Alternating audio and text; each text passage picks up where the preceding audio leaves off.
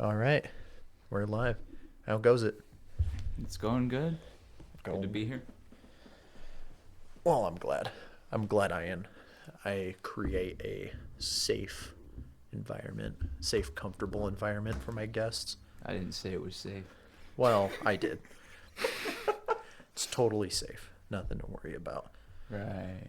We yeah, we just got done watching Drive, which is a fantastic movie, and I'm glad that you haven't seen it because now I get to show you what an awesome movie it is. Yeah, it was really not. It was a really awesome movie. Good plot. Yeah. Everything about it was. What was your favorite part of it? Or like favorite thing about it? It doesn't even have to be a part. It would have to be the special effects, the gore, The gore? the gore. Yeah. Yeah, I really appreciate when movies do gore well. Um I'm trying to think who does the best gore. The most entertaining is Quentin Tarantino's stuff. I Yeah. love Tarantino's gore. I don't know. I can only really think of bits and pieces from movies that have really stuck with me. Um, I think there's a movie called Freaky, which it's like a spin-off. It's a horror thriller kind of based off Freaky Friday.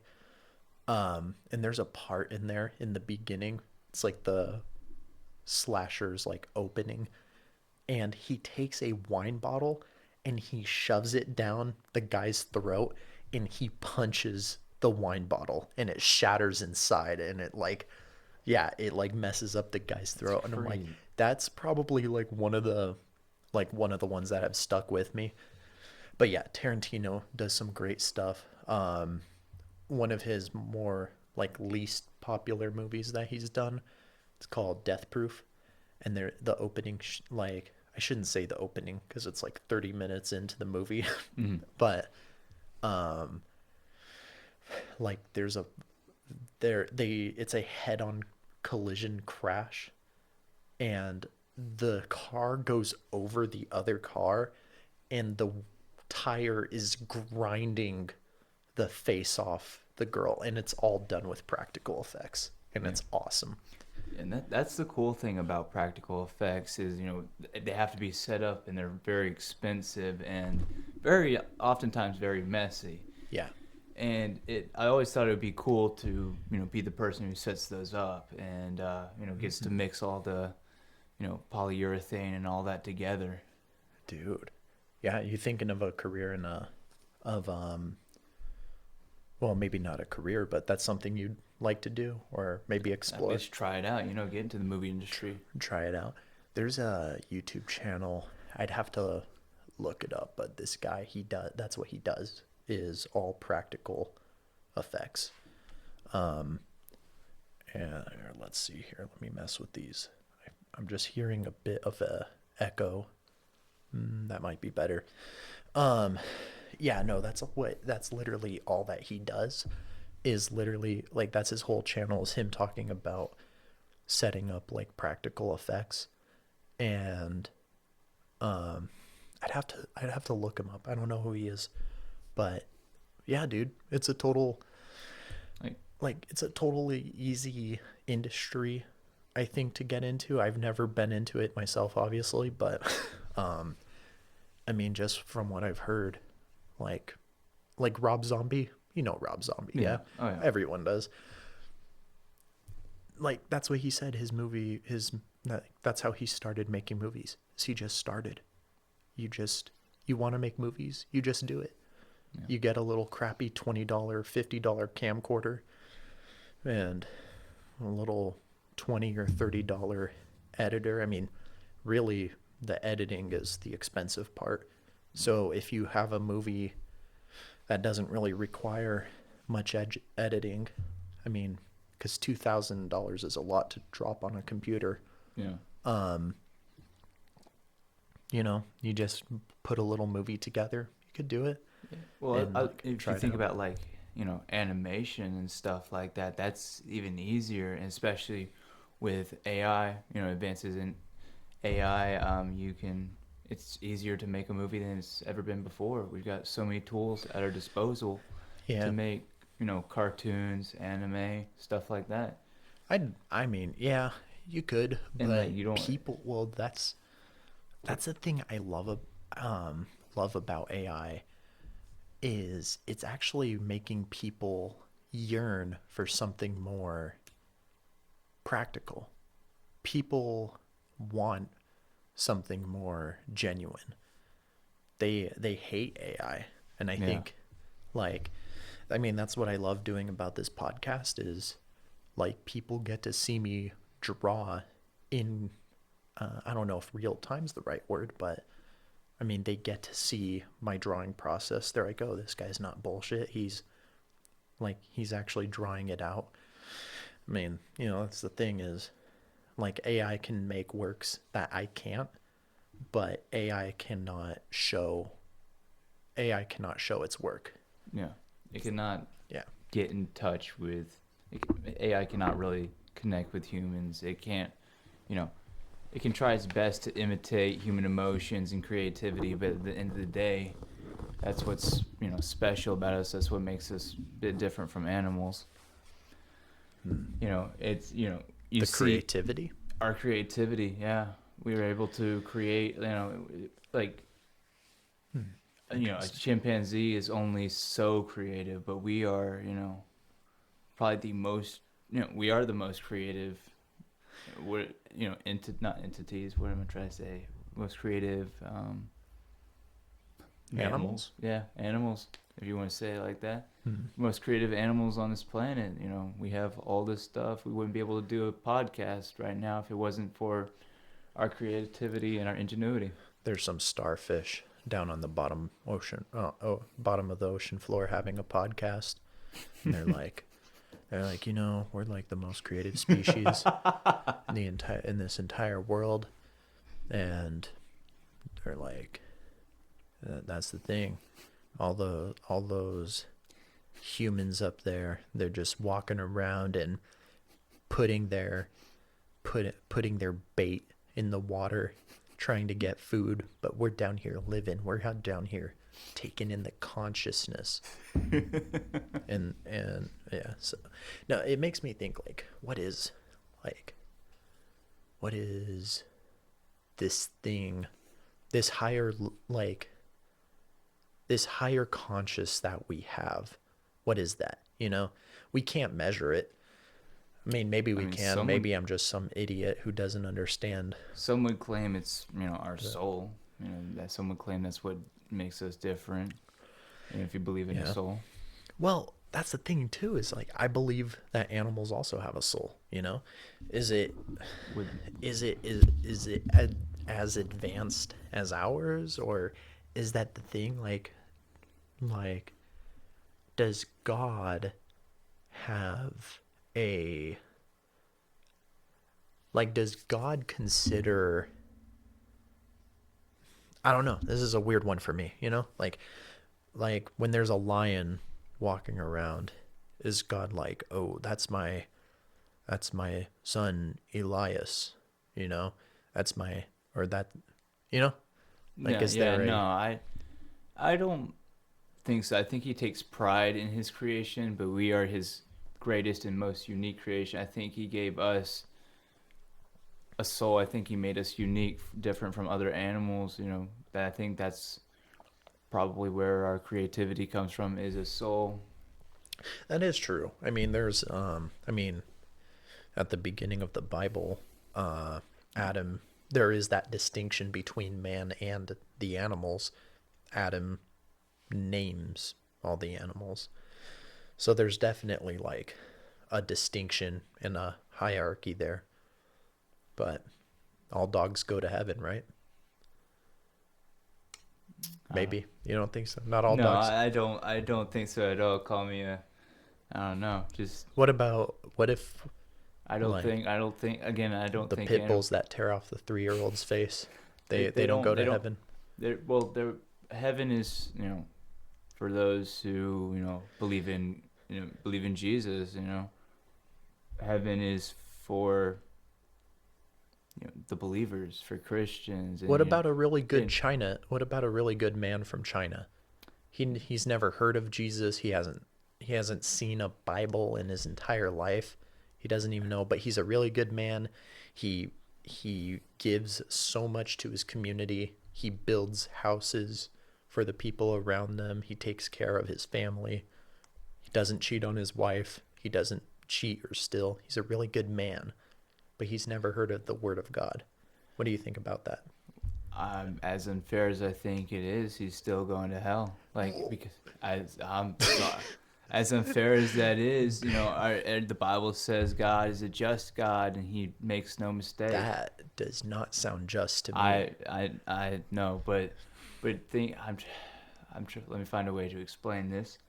If It you lived your life thinking Christ is the only God and you believed him, you've bettered yourself through your entire life. Let's say you live to be 76 years old. You better yourself, you're youthful. You made mistakes, you've repented for your mistakes, and then you die, and then you go to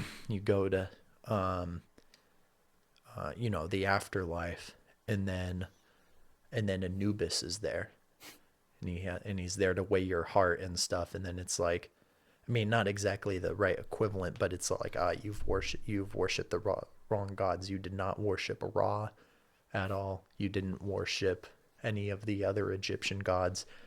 And then I mean, I don't know much of the Egyptian lore, but I don't think it's that equivalent. If anything, I think the Egyptian gods are probably, I shouldn't say more, just because I also believe in God.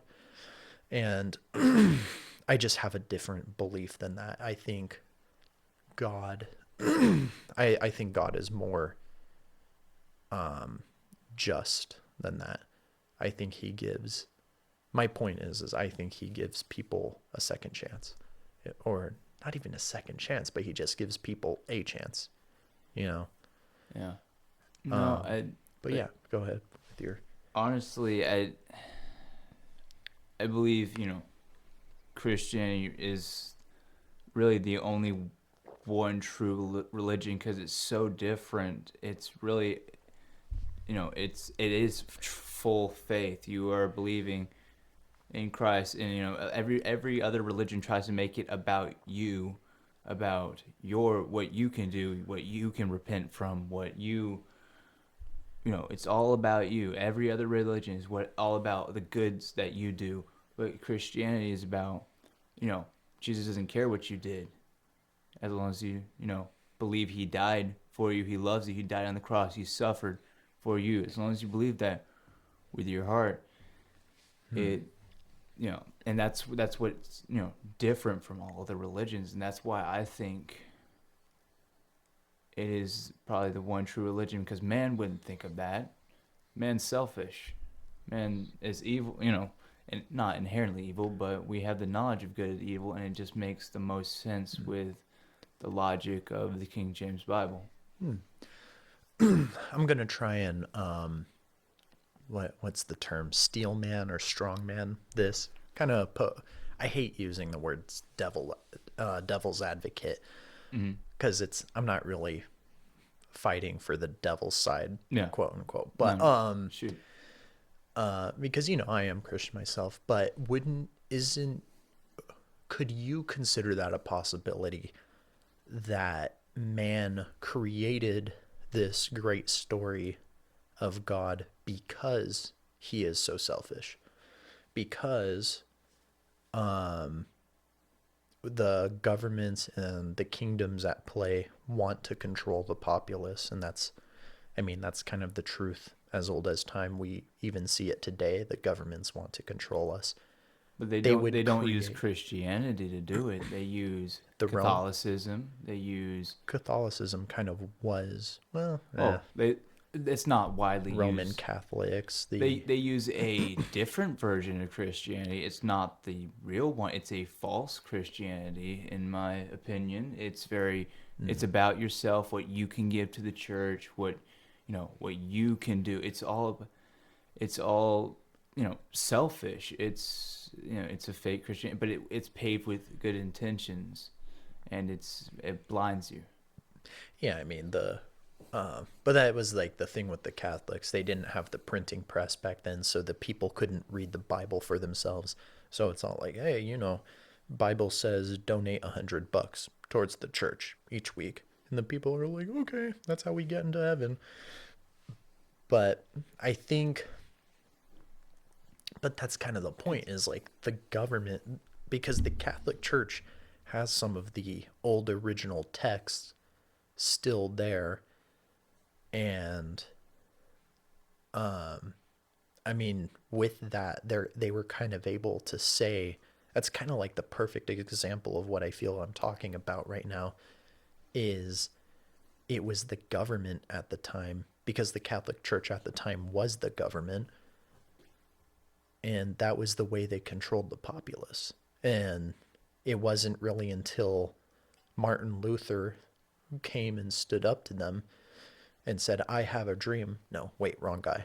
But you know what I mean? You know what I'm saying? He nailed the friggin' papers on the door and what was it? I forget what the declarations were or how many there were, but you know what I'm saying? It's like these are the demands of the people and we and that's like kind of what caused change through the church. And then of course because of the oppression of the Catholic Church, that's kind of what caused all the people who came here to America. They were seeking religious asylum. They were seeking to worship in their own way. It was the Quakers, right? I don't know. I forget. Pilgrims. Them, I'm not that. I mean, I know roughly my history, but I am not a history major. I'm going to school for welding. So, but I know my stuff. I paid attention in history class. I kind of know what happened. Hey man, And so I say give me a subject and I'll look it up, and I'll research it, do my research. Here we are, sound like so dumbass. it's yeah, I mean, it's just this thing where my point is I think there's fabrications that are made by the kingdoms and governments to kind of control the people. I mean, that's kind of the argument on why the Greek gods were created, was to kind of introduce structure that the government could not install themselves, because the people will worship, and when the people worship, it gives themselves structure. I mean, that's actually why the Romans implemented their own gods, was to control the populace. So my point is, don't you think it's possible that that Christianity was created in the pursuit of control over the people? No, because when have you ever seen it used to control people? I'm talking about true Christianity. We're talking about some small church that you know it's a community. It's no one has control. The pastor isn't in control of anyone. I'm talking about they're looking at the King James Bible logically. They're looking back at real history, not fabricated history. Kenneth Copeland is kind of a prime example of that, don't you think? Kenneth, I am. You know who I that don't. is? I do know who that is, and I would have to do my research before I could say anything. But from what I've heard, he in the Baptist circle, in the more traditional Christian circle, I've heard that he is a false prophet. That Yeah. he is spreading a fake Christianity. But look at how much money he's gotten through the name of Christianity. That's the point. It's Isn't it like like, millions? Like it's in the millions, something yeah, like that. Yeah. yeah. And so, But what I'm saying, it's a fake Christian. yeah. It is a fabricated. People who actually care and are not about themselves, saying, you know, very giving people, like just normal everyday pastors, not these mega church pastors. They're not forcing a fake Christianity on you, you know, where you know, if you love the Lord, you will tithe, Hmm. kind of thing. It's more of you're giving of your heart. You are giving, you know, What to is God. it? What is that to you? A fake Christianity? What is A that? fake, so you know, it sounds like Christianity. Love your neighbor. You know, uh, so think of rat poison. You know, Okay. rat poison is 99% harmless, 1% poison. Really? That's, yeah. Oh, I didn't know that. I The thought it was majority just of rat, pure arsenic. no, the majority of rat poison is 99% just like grains and shit like that with 1% poison mixed in. And that is what fake Christianity is it's a bunch of good sounding things with a little bit of a lie mixed in, a little bit of like a half truth mixed Hmm. in, and you know we eat it. Oh, we think it's food, you know, but it's slowly poisoning us, slowly distorting our perception of what real Christianity is, because we're kind of lazy. We're not going to read our Bibles. We're not going to take the time.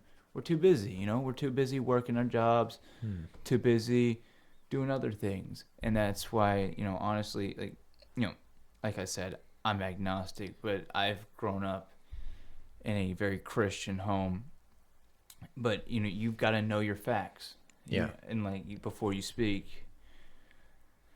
Um, and that's what I'm saying. Like the Christianity we are being served in mega churches is rat poison. It is a supposedly good thing, but there's a little bit of poison mixed in, and we are slowly dying.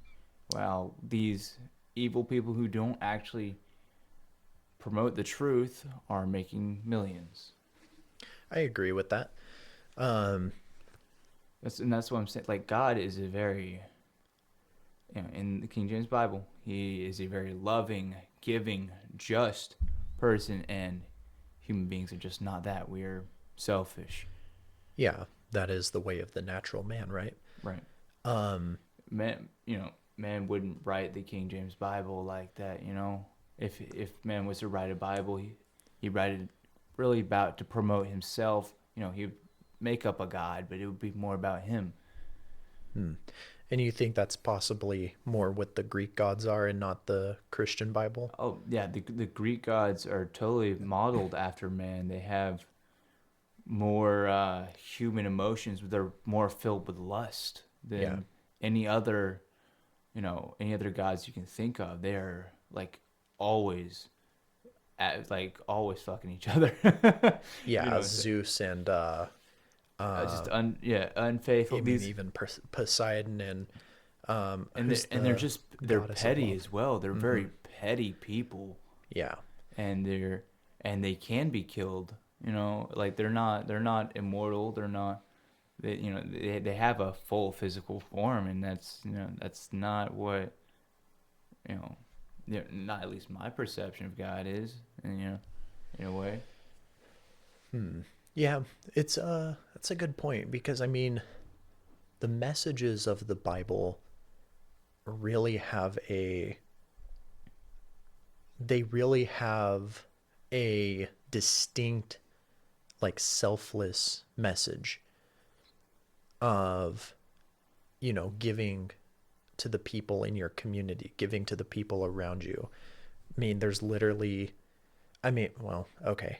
This is this verse is taken out of context, so it probably actually doesn't serve the purpose of what I'm saying, but give unto Caesar what is his, which is like, libertarians. I'm a libertarian. They love to use that as oh, Caesar deserves nothing, nothing is Caesar's, so don't give him anything. But when you read the entire chapter of where that comes from, what Christ is actually saying in that passage is everything is eternal, and what we like, the materialistic things on this earth ultimately don't matter. So just give it to Caesar, give it to the government, and just be a peaceful person, which I have a hard time with Yeah. because I'm the kind of person who says screw Caesar, Right. Yeah. like come and Where take it, right? where But where does that come from? Your hatred for government. Everybody, I would believe I believe a large majority it's of a people buildup. hate. It's a buildup of stuff. Yeah, but what It no nothing really set it off. I just slowly started seeing more and more and more and more awful examples of what the government has done to its people. A lot of it is actually local government, as much as I want to hate the federal government. The federal government is largely just incompetent at this point. What I hate about what the government is doing right now is sending billions to other countries.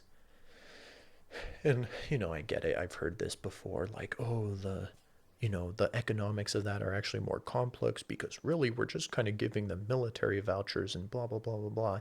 I'm like, well, the fact still remains that we're sending them billions, and we are the ones who are paying for it. So that's my current hatred, but there's just a lot of stuff I've seen. I mean, I could show you. I don't know if I want to say hundreds. I could probably show you hundreds of different cop videos of cops just, I mean, stuff that makes the George Floyd video look like nothing, you know? And I'm talking, these are like largely, they're innocent people, you know? right. They are, cops love to escalate.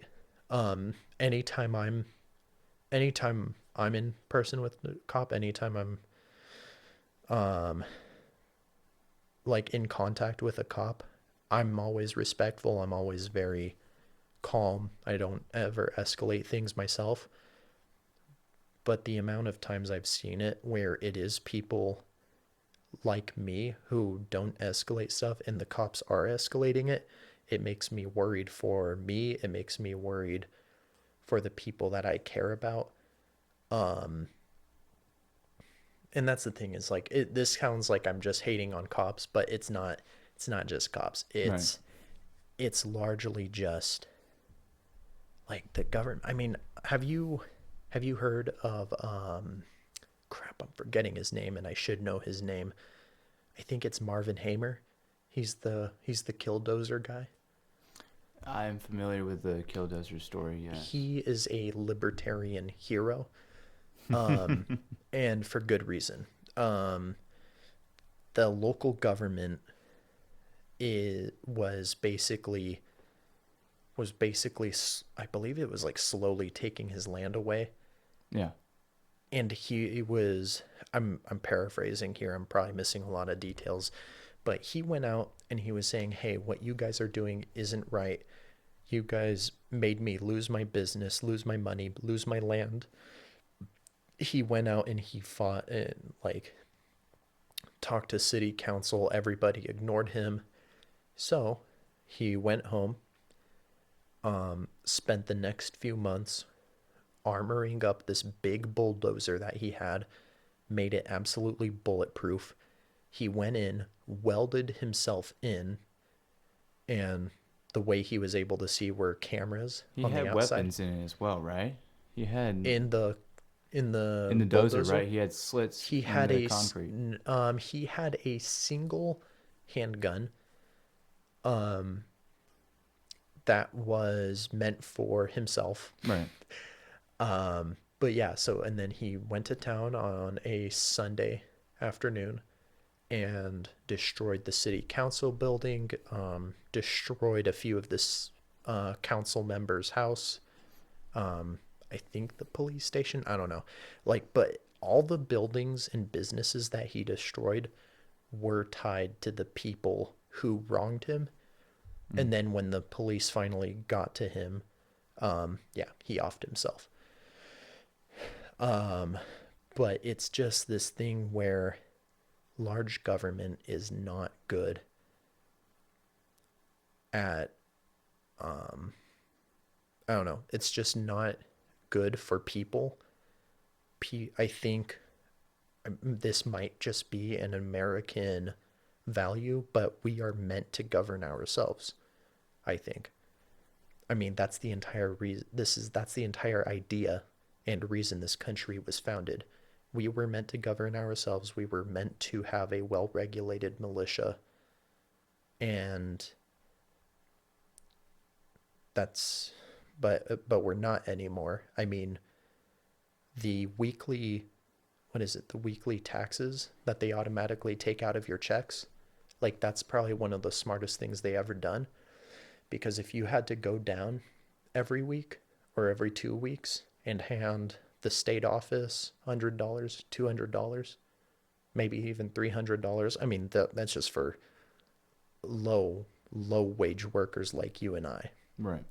But if you had to do that every week, like we would have already had a riot, Yeah. like a revolution. It's kind of like that out of sight, out of mind kind of thing. We don't Exactly. see it. It's not happening. Because that's the thing is like everyone likes to be like, oh, why, like the Boston Tea Party was over a 2% tax, and yet we're being taxed almost 50% or more, and we're not doing anything about it. And I don't know why. It's because the taxes are automatically taken out of your check. That's why. Like, it's like you said, out of sight, out of mind. So there's, I don't know, there's a lot of reasons why I really just dislike government. I don't trust them. They're very poor at actually listening to the people. Um, I could give you a few examples. Like, okay, Phoenix, when I used to live in Phoenix, Mm-hmm. um, the the city of Phoenix put in a vote for this new light rail system, which it would be like a train that goes from one end of the city to the other. Um, and of course, in order to do that, they would require more taxes. Or I think it was more taxes taken out of like education or whatever, right? They put it to a vote. The people ultimately voted against it, and then they built it anyways. And I'm like, why is the government doing stuff when like that is against the wishes of the people? It would be different for me, and I truly mean this. It would really be different if they were like, hey, like this is a country that's suffering. You know, they could spread as much propaganda as they want. Oh, poor Israel. They're being, um, bombed and terrorized by the Palestinians, which isn't really true. I think both sides of that are evil. I think everybody on that issue can kind of agree that the Palestinians are kind of the true victims of this. I mean, yes, Hamas is terrible, but the Palestinians are not Hamas, you know? Complicated issue. I don't want to get, I mean, nobody listens to this podcast as of now, so I don't think no one's going to listen or care, but still, I don't want to get people too upset, but that's kind of my take. That's what I've, as far as I've researched, that's kind of the conclusion I came to. But they could spread as much propaganda as they want. Oh, poor Israel, poor Jews, you know, blah blah blah blah blah, and then they can put it to a vote. Hey, let's send $2 billion to Israel, and then people could be like, oh yeah, and then midterms. Hey, yeah, let's vote for that, and then they could publicly show, oh yeah, this is what the people voted for. We're sending $2 billion to Israel. Well, okay, yeah, you know what, you guys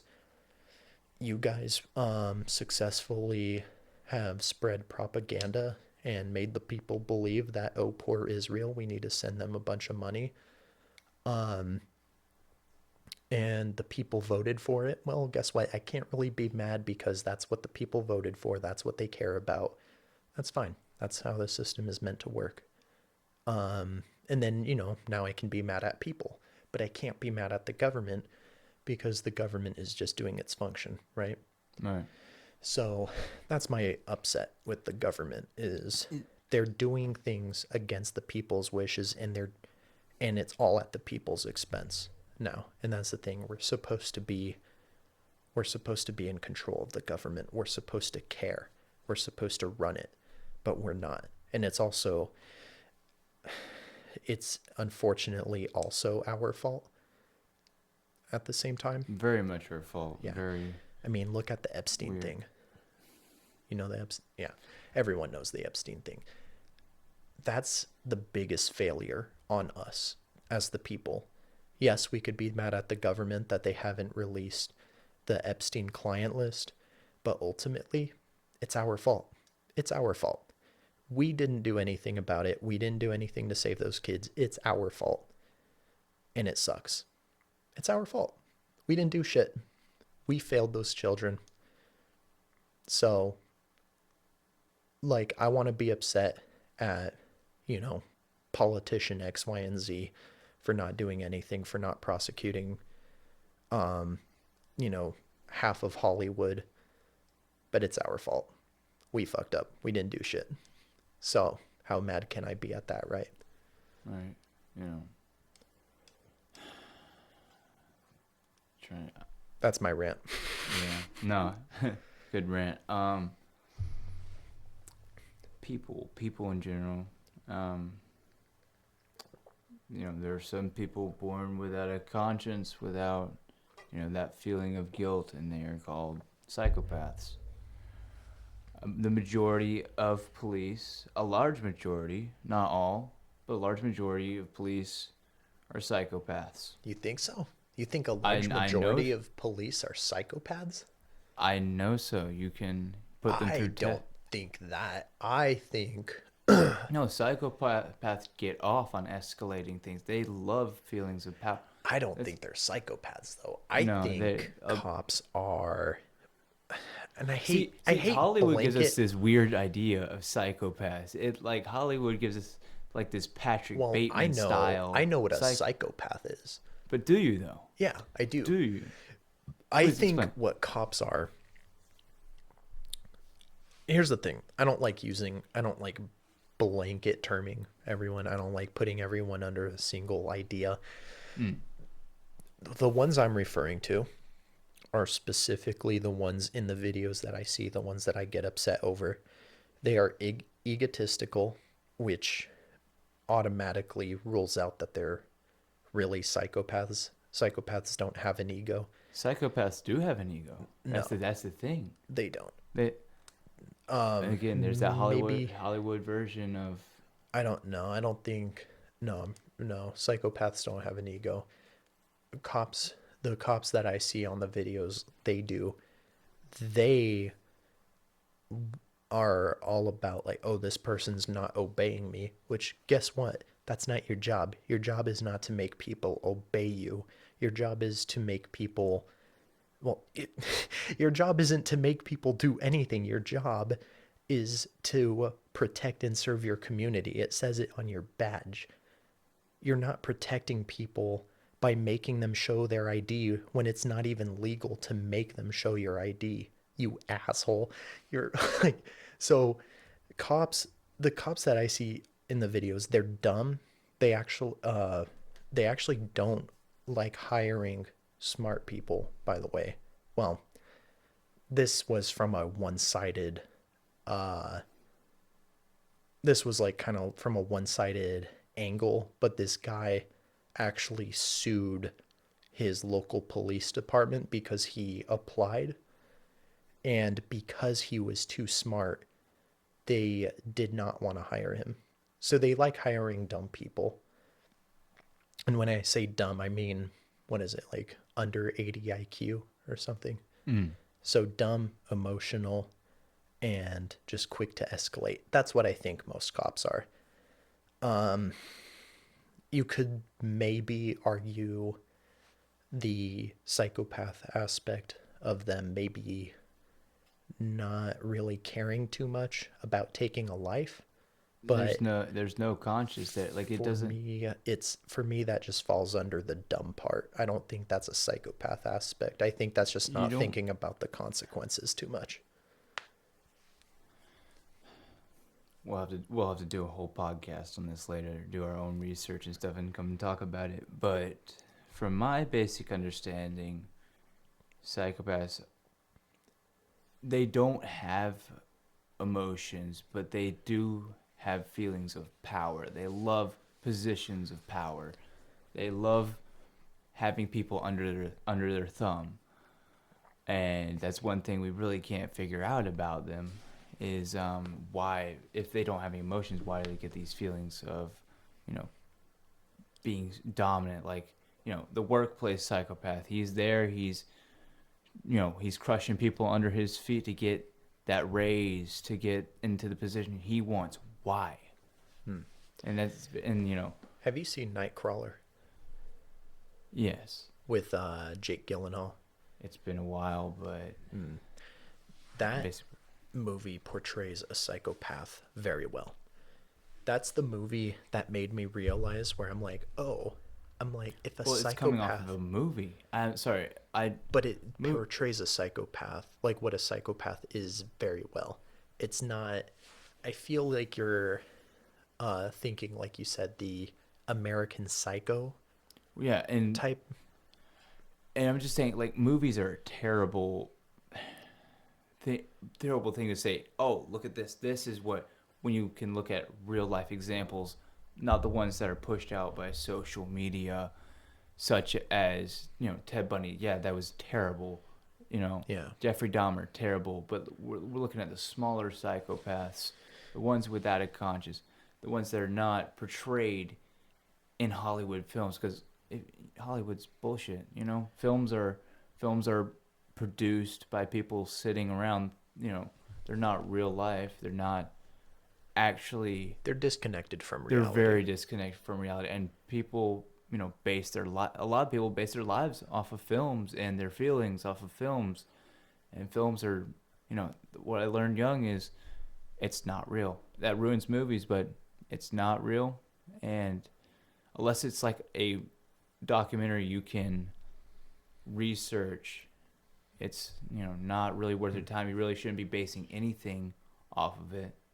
In general, you shouldn't be basing, oh, I think this is what a cool guy looks like, or I think this is what you know a psychopath looks like based on a film. That doesn't make sense, because again, it's fabricated. It's what is idolized and fantasized about in the human mind. It isn't real life. It isn't a real psychopath. Yeah and no. I mean, so obviously, like from an action movie is or a horror movie, might not be a good take. Um, but I feel like there's some movies out there who the purpose is to do like a character study on like what some people might like what actual people are. Like, have you heard of a movie called Nomadland? No, I'm not.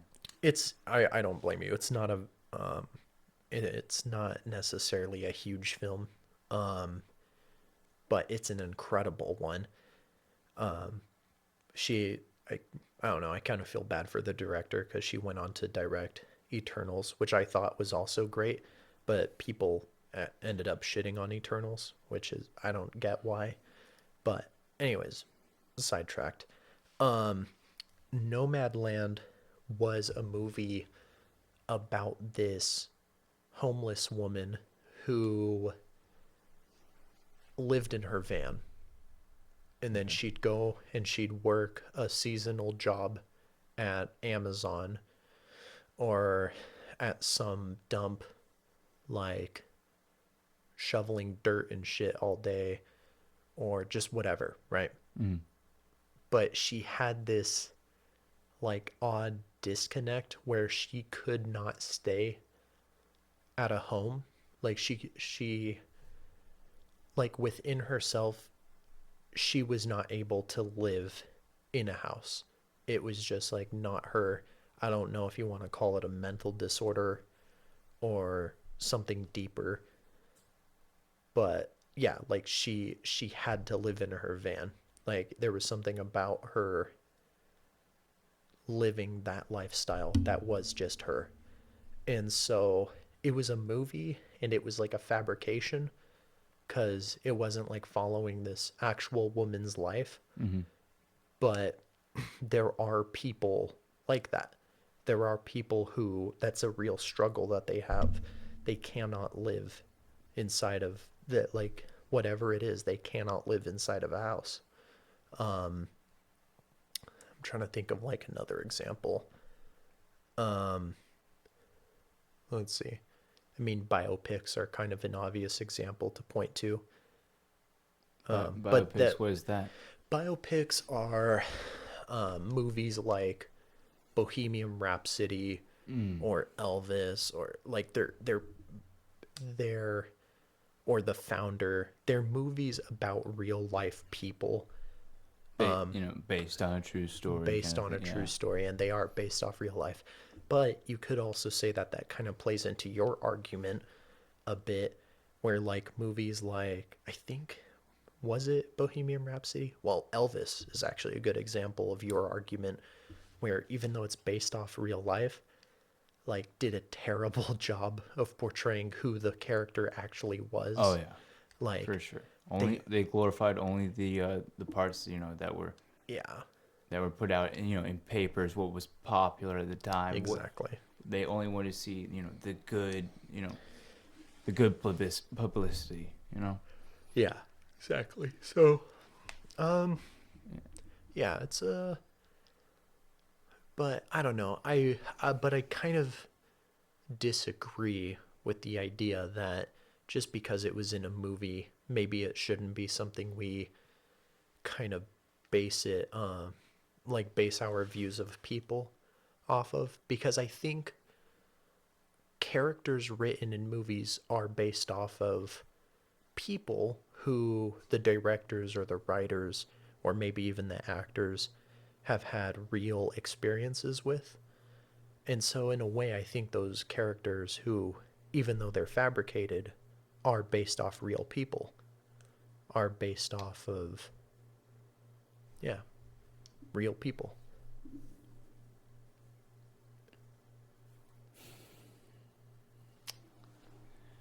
Yeah, I see what you're saying. It's hard to agree with that.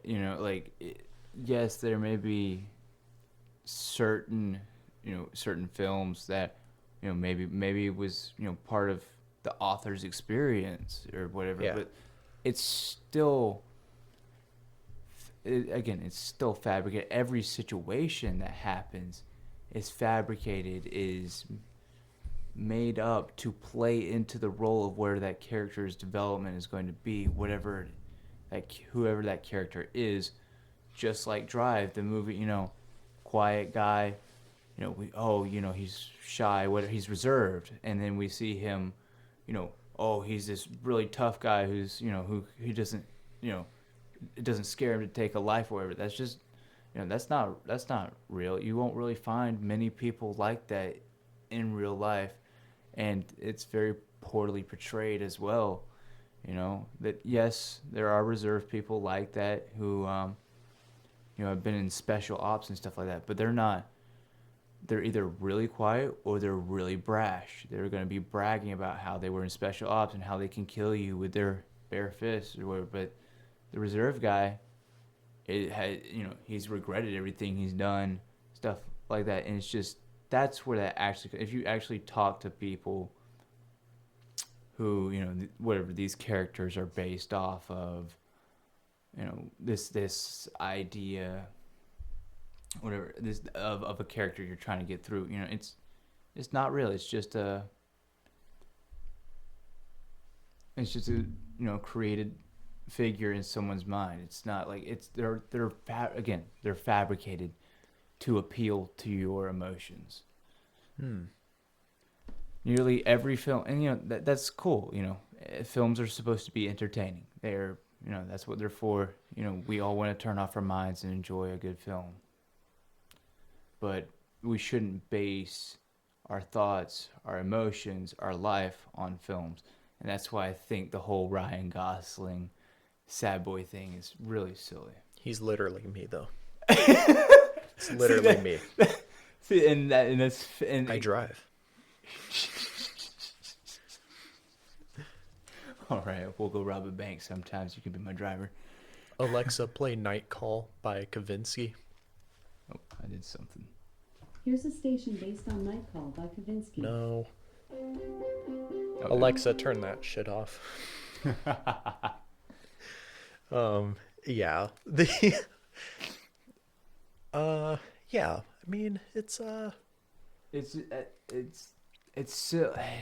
And that's sorry, that's my beef. Your beef is government. My beef is film industry. Not necessarily the film industry. Movies are made to be enjoyed, but again, we shouldn't be basing. you don't think that they should be taken seriously per I se? don't. No, I don't think any film should really be taken seriously. Simply because it can be misleading. Again, it's that rat poison kind of thing where it seems good, but there's a few things wrong with it that can be very misleading and distort your perception. And I feel like we all need to have a clear perception of what we're doing, what we're watching, what we're basing our life off of. Yeah. You know what? I agree with that point that you should be aware of what's going on around you. You should be aware of your environment. And I mean, I think more than movies, that really plays into social media, you know? Oh yeah. Large reason why I uninstalled TikTok, Facebook, Instagram, all that shit was because everything it wasn't even rat poison. It was just straight Toxic. poison. It was just It wasn't that 1 or 2%. It was that 150% toxicity and poison. blatantly toxic. It was fucking nuclear radiation being poured down your throat. Chernobyl. If it was food, it would have been fucking Drano. Bleach. It would have been Drano, bleach, and ammonia, vinegar all mixed into one, and yeah, and blended in with some fucking uranium. That shit is awful. Uninstall all of it. If you have any of those apps or all of them, uninstall all of them. They're garbage. They're so bad for you. Everything is so hypersexualized. Everything is so just geared to make you angry and bitter towards the world. Everything is made to make you feel depressed, Oh yeah. like For sure. you're helpless. It is awful. Uninstall all of it. I hate that. I hate all of it so much because it comes off as like, oh, you can connect with people. No, the only thing that you can connect with is an image that makes you feel like you're worthless. The only good thing I've seen out of TikTok and Instagram and stuff are the people who are telling me to get off of it. Are the big gym muscle bros who are like, go to the gym, get off TikTok. And I'm not saying go to the gym. You could work out at your home. You could make a little pull-up bar or a push-up bar. You could do push-ups all day. You could do sit-ups. You could go for a walk. You live in the city. It's like if you live in the city, you don't need to get in touch with nature. Hell, I lived in the city. You could walk. You could walk 50 miles. City is perfect place for walking. You should be walking every day. You don't need to work out. You just need to walk. Fuck social media. Get off of it. It's awful. It's pure poison. It's not 2%. It's not 5%. It's not 20% poison. It is 150% poison. I hate all of it. Get off of that shit. Hate it so much. Everything's so like awful. Women aren't confident in themselves, and I don't even like it's That not even a mystery at this point. All the women on social media are, and that's the thing, they're not fake. They're just incentivized to show all of their quote unquote assets, you know? Yeah. Like all of their like tits and ass and lips. It's all like, no, it's like, you know what? Women actually have personalities. Oh, like like oh, like big shocker, but guess what? If you're only on social media, you're not going to know that. You're not going to have that connection with. It's like, it's like, you know what? This girl on the other side of my screen who's moaning and begging to give me money, maybe she was raised, I don't know, in a family, or maybe she wasn't. Maybe she was trafficked at a young age. But regardless, you know what? That woman had dreams, yeah. And I say had past tense because what she's doing right now is depraved and she needs help. But you know, yeah, she had dreams of being like a guitar player or something, or a singer or a poet. Maybe she wanted to be a fashion model. Maybe she wanted to run a makeup shop. And now she was convinced by OnlyFans, yeah, or by other women, that the only, or really maybe by other, mostly men, that the only value she has is by squeezing her tits together and begging men on the internet to give her money. It's all of it. All of it is like garbage. You know what the internet's good for? Setting up a computer and a VPN, going onto the dark web and buying illegal firearms on Minecraft. I would never do that. All my firearms are registered leak all the government documents on Minecraft. on Minecraft. Yeah. All my firearms are registered. Well, I don't have any buried in the backyard whatsoever. I am completely compliant. I did no not sawed-off shotgun. I did not buy a shotgun for $200. Completely safe in Minecraft. In Minecraft, that's the keyword. What's that? What's that? That one super realistic combat game where it's planes and tanks. Oh, your War Thunder, I think.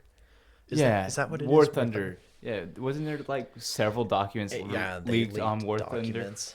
Was it War Thunder? Thunder? Yeah, War Thunder players are known for doing that. Yes, and I love them for it. They're my heroes. Let's see. But yeah, the guy who ran it, the guy who ran it actually went on Twitter and he was like, "Hey, stop sending me." Yeah, it is War Thunder. This is the title of this article says 0 days since classified documents leaked. General discussion. Oh my gosh, this is hilarious. Let's see. Well, someone leaked classified documents on the M3A3 Bradley. I did some digging, and by the back print on the photo they used, it came from a Russian-Ukrainian hacker group known as the Berezhny. So definitely another loss of classification. However, it was just the turret assembly and commander's hatch assembly, but nothing too big. The post was promptly taken down. However, a few people saw it. So, I mean, it looks like that they're just really like a tank hatch. I could design a fucking tank hatch. It's not that big of a deal, guys. That's what you think. What? No, I just Here's the thing. Is with a tank, how much of that should really be classified? I mean, it's a tank. It's a big hunk of metal with a big gun on top. Like, and that's able to drive in sand. I mean, if you gave me 20 people and a bunch of metal and welders and reloader, I could make a tank. I love your confidence. I would disagree. Tanks are very complicated. Are they? What's They complicated about them? I don't know, but I'm they're pretty they're confident that I could do it. again, love your confidence, but it's the leaked tank hatch. It's not necessarily it's a tank hatch, but if even your enemies can use the smallest things against you. If I knew exactly how your tank was built, then I would know its weaknesses, right? I would know what I could do to get through your tank. Shoot, I could build my own and improve upon your design. I think that's where the issue comes from. And not Yeah. just like it's just a tank hatch. Maybe the tank hatch had something special about it, something like, that I would works agree against, with you. RPGs. I would agree with you if it was something like a F-22 Raptor. I mean, the extent of the F-22 Raptor still has not been replicated by Russia or China, even with Russia's copycat. What are they? The Sequoias? Mm-hmm. It's like,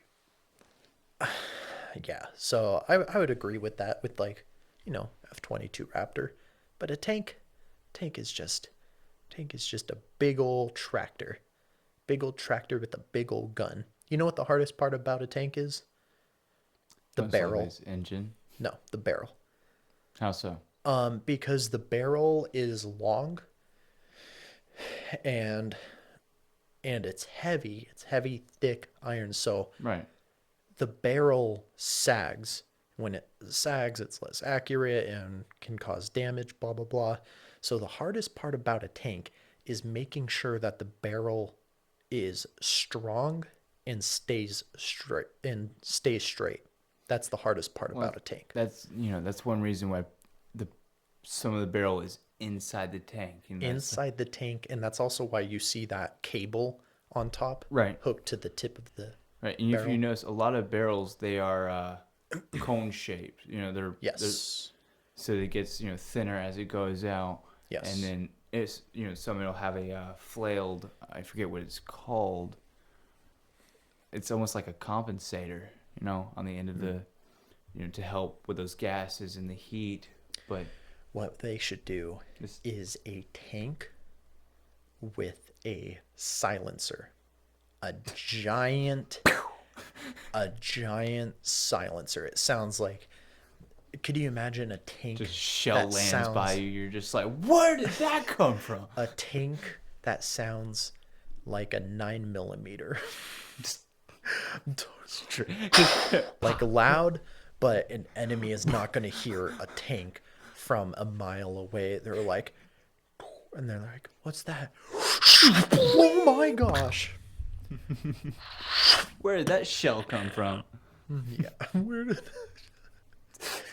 And then if you could silence the tank motor, where it just sounds like a freaking 2006 Ford Taurus. Like, it's like, oh, it's a car. Oh my gosh. That is a M2 Bradley. What the? Camouflage, tank camouflage. Let's talk about that. Let's talk about What about tank camouflage? I don't know anything about that. innovations in tank camouflage. The history of tank camouflage. The Chinese had some. They had textures on the sides of their tanks and stuff to blend in with, the foliage and stuff like that. They had different. They had different paints and stuff like that, and like that's one thing. How do you make? Paints. How do you hide a tank? Don't you just what you know It's, what it's I'd do pretty loud, if I wanted to hide a tank? I'd go to like my grandma or something, and then I'd throw a shitload of soil on it, and then I'd have her plant some. I'd have her plant Potatoes. some stuff.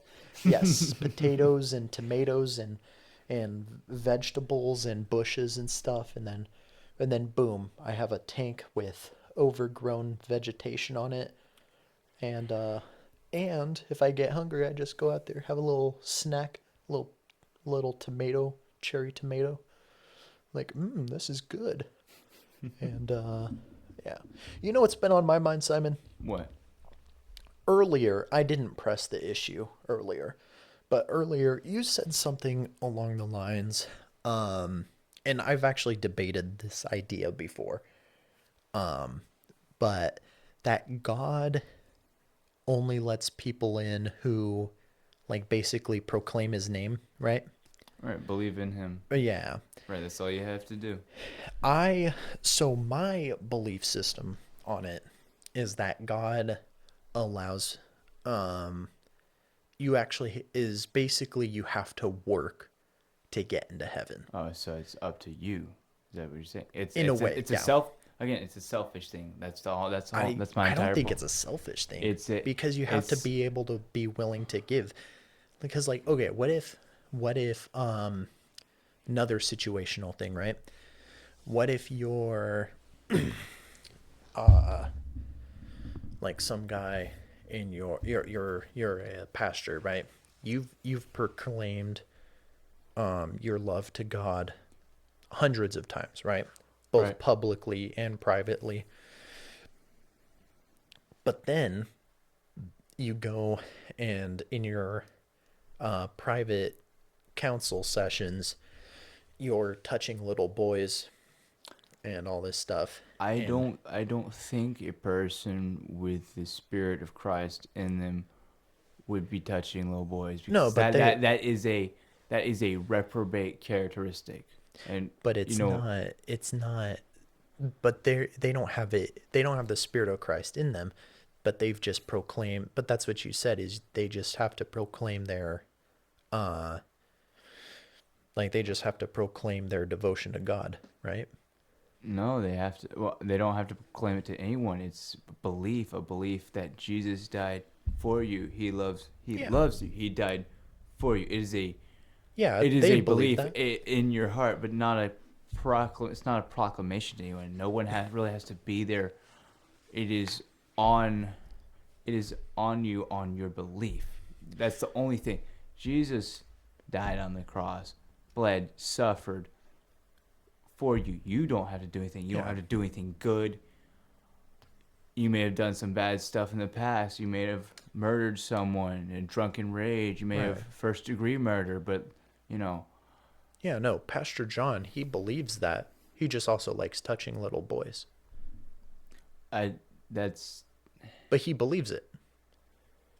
you will never see anyone who actually that's that. And again, humans are very confusing. We never know what our real intentions are, but what we actually believe, we can say whatever shit we want, but what we believe is Yeah, free will. up to free will. Anyway, a person who is a true believer, believes in Christ, they're not going to show signs of reprobate characteristics such as pedophilia, such as homosexuality, such as just cold-blooded murder, such as um oh, Oh, I did that thing. it's okay. No worries. It happens. Um, but yeah, it's just a person. They're going to be filled with the Holy Ghost, where that's what the Bible says, and they're safe from a reprobate mind. And people who have a reprobate mind are people who said, "Yeah, I've heard the story of Jesus. Fuck that. I don't care. I'm gonna do what I want. I'm gonna believe what I want." Let's see, I'm looking up this word reprobate. I've never heard it before. There- A morally unprincipled person, one who is predestined to damnation. See, that's another thing. That's another topic. Oh, Predestination. predestination. I Yeah. don't believe in predestination. Yeah, neither do Period. I. No, that's some bullshit. Predestination is bullshit. It is a tricky one though, because I've heard in my own religion, and God knows all things. He knows everything that is going to happen. Right. So isn't that a strange paradox? We It have is a free very will. strange paradox. We Yeah. have free will, but he knows what's going to happen. So is it free will? you know, Right. Yeah. like, but let's It's see. kind of like that quantum physics thing where it's nothing until it's observed to be something. It's kind of like that, and that's where like Oh, quantum, yeah. quantum. That's another thing we should do a podcast. First, we got to do a podcast on psychopaths, and we got to do a podcast on quantum Dude, physics. we could talk about it all right now. We're only an hour We in. got to do our studies, man. We got to do our research so we can talk about it. Well, I'm With- ready. I know my you know stuff you know enough. your quantum physics. Oh yeah, What's the cat? I majored. I Tell me about majored the in cat. quantum physics. The cat is Strudel's alive. cat, whatever. No, The cat is alive because I said so. Meow. Shut up. Schrodinger ain't got shit on me, man. I said he's alive. He's alive. Get that cat out of the box. No, that and Schrodinger's principle is stupid as well. It's oversimplified for It is sure. way too oversimplified. But like, you know, it's that paradox thing.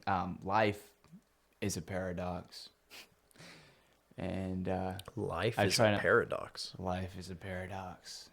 I'm just talking about I'm talking about living. I'm not talking about like life, like on this planet. I'm talking about living. Living is a paradox. What the fuck are we living for? You know, and if you have faith, you know, you're intelligent and you have faith, and you're living, you know, for God. And what you're striving for is for Him. He put you on this earth. He gave you free will to do what you want to make your life, you know, comfortable. But if you're a person who doesn't believe in God and is fairly intelligent, there's really nothing to live for except yourself. But if you're not really a selfish person, again, it's that morally thing where it's okay to be selfish sometimes. It really is. It's okay. See, but that's the thing I'm talking about. You just said it's okay to be selfish sometimes. It's okay to be selfish sometimes. Yeah. So, But there's a But point you where believe- it extends into greed. yeah. But okay, so that's like my point, right? It's like you can believe in God, Right. but you know, it's okay to be selfish sometimes. It's okay to touch little boys sometimes. I believe in God. That's the By the way, I do not like touching little boys. So he says. So well, I mean, you know, it's okay sometimes. I'm going to go to heaven anyways because no. I mean, But no, but that's the point I'm trying to get to is with this is the issue I have. he can With- say whatever he wants. He most likely doesn't believe that because that doesn't. If he's out there, you know, emotionally hurting, touching, because I can't think of Hurting any other people, yeah. Yeah, I can't think of any other reason to touch little boys than to hurt them and ruin their life and to make them like you are, like this miserable person. You have to be a fucking miserable person to be out there doing these perverted, and that's, you know, They are it's against miserable. natural. That's Yeah. against natural desire. That's another thing the Bible talks about, natural desire. You know, people who are reprobate, who have rejected God, have unnatural desires such as pedophilia, Yeah. and so they cannot accept God. They are reprobate. They are turned from God. God has shut them out forever because they have rejected Him. Yeah. More than enough. You know. Interesting. Yeah. I've seen it as both ways. Or not both ways, but I've always seen that part, the turn to God and proclaim him and you will be saved. What's that verse? Do you know the verse? It's not about proclaiming it again. But it's that verse that people like to use. Here, I bet I could find it. But people like to use that verse and cite only that verse. For me, it's about putting in the work and actually working, because turning to God is work, because the natural man is that the natural man is natural. It's a natural thing to want to plant your face in a beautiful woman. It's the natural man's way to earn shitload of money. It's the natural man's way to drink, be, what is it? Eat, drink, and be merry, for Yeah. tomorrow we die. It's the natural man's way to And is it kill the person who's angered you. So it's work to put all of those un like those desires beneath you and turn towards God and be better. So I think I'm not discounting that entire belief. right? And but it still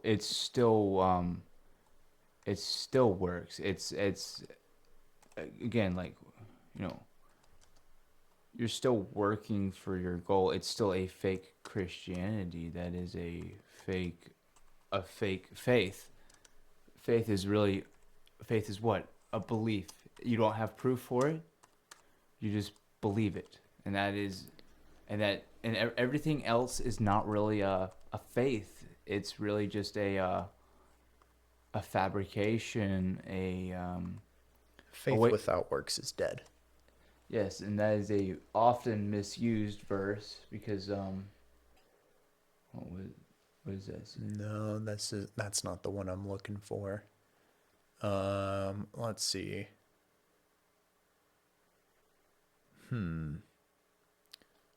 Keep saying what you're saying. I'm listening to you. I'll find it here eventually. Oh, is this it? Yes. Yes, I believe this is it. Romans 10:9-10. If you confess with your mouth that Jesus is Lord and believe in your heart that God raised him from the dead, you will be saved. For with the heart, for with the heart one believes and is justified, and with the mouth one confessed and is saved. But Okay. the one I'm not liking is its parentheses. New King James Version. Yeah, So let's go to the King James version let's see, because Romans these chapter 10, verse 9. these newer versions like to subtly change words, and even Yes. one word can change a whole Oh, yeah, verse. I completely agree with that. So here's this. This is, by the way, the King James Version. This just has other works in it. Let's see. So let's see. We'll go here. Library. Scriptures. Let's see. Romans is New Testament, right? Yes. Yeah. Yeah, you know your shit. All right. By Romans. Acts, There it yeah. is. Chapter 10. 10, right? Yep. All right. Let's see. We'll just read the whole thing because I personally like reading the whole Oh chapter. yeah, for sure. Let's see. Brethren, my heart's desire and prayer to God for Israel is that they might be saved, for I bear them record that they have a zeal of God, but not according to knowledge. For they, being ignorant of God's righteousness and going about to establish their own righteousness, have not submitted themselves unto the righteousness of God. For Christ is the end of the law for righteousness to every one that believeth. For for Moses describeth the righteousness which is of the law, that the man which doeth those things shall live by them. See, I'm already liking this. But the righteousness which is of the faith of speaketh on his wise, say not in thine heart, who shall ascend into heaven, that is to bring Christ down from above, or who shall descend into the deep, that is to bring up Christ again from the dead. But what saith it? The word is nigh there, even in thy mouth and in thy heart, that is the word of faith, which we preach. That if thou shalt confess with thy mouth the Lord Jesus, and shalt believe in thine heart that God hath raised him from the dead, thou shalt be saved. For with the heart man believeth unto righteousness, and with the mouth confession is made unto salvation. So already, I mean, we didn't even have to reach verse 9, but already it says, let's see, was it verse 7 or no, verse 6, I think. But the righteousness, but the righteousness which is of faith speaketh on this wise, say not in thine heart. No, not that. Hold on. Okay, yeah, verse 5. My bad. Which is of the law, that the man which doeth those things shall live by them. So he shall live by righteousness. Right. And that's my point. But people like to quote just this one little verse in Romans 9 that says, oh, if you confess with thy mouth the Lord Jesus and shalt believe in thine heart that God hath raised us from the dead, thou shalt be saved. People like to quote just that one verse. Right. And so I don't know. So what they're trying, what he's saying here is, if you are a believer, there will be evidence of your faith. Yes. You will see, and that's what I'm saying. Like the reprobate guy, Yeah. he doesn't believe these things. Right. There's no righteousness in this guy. He hates human beings. He hates kids, and he is doing these to hurt. So that's the thing. He doesn't actually believe. This guy's not going to heaven. He can proclaim all he wants. This guy's fucked. Yeah.